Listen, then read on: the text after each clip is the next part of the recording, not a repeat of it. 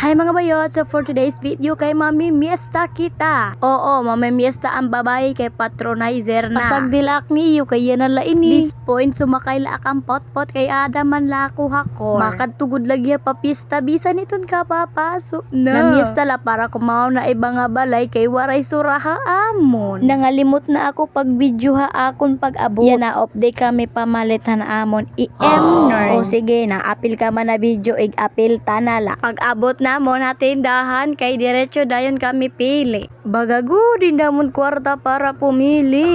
Nakita kay ni amin bawal. Oh, ayaw ito kay mahal. Ngadi kay nagaaway kami kung ano bagod nga tang. Kaupay taktot dotot do tapos sige ka lang nga posing parungon ko ini. Ngadi nga part ang pinakamasakit. Kay because we're going to bayad na. Kababata pa nga ni mga lakob na. Ang mga makakita ni alayon ayaw kami pagsubda. Nag-outfit check na hira kay waray pag ginhatagan ay. Hala sige, pag model ka mo dida.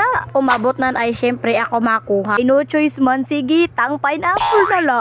Makadto na nga ni kami habalay namong pagpipiestahan. Tapos may nahinabo pa nga dere maopay. Kaupay ang naghatagan ice boho. Kay no choice man sige poroton kanugon man. Pagabot namon na usay hera kay no waray na selopenan ice. Pakakita ko ang plato kay waray na solo. Nga di nga part kay nagla-live nga nira TikTok. Shout out ta iyo. The most exciting part is titimplahon na. O nakakita kit mga plato waray na mga sulod kay Blanco. Ali na nga part kay gintimpla na talaga.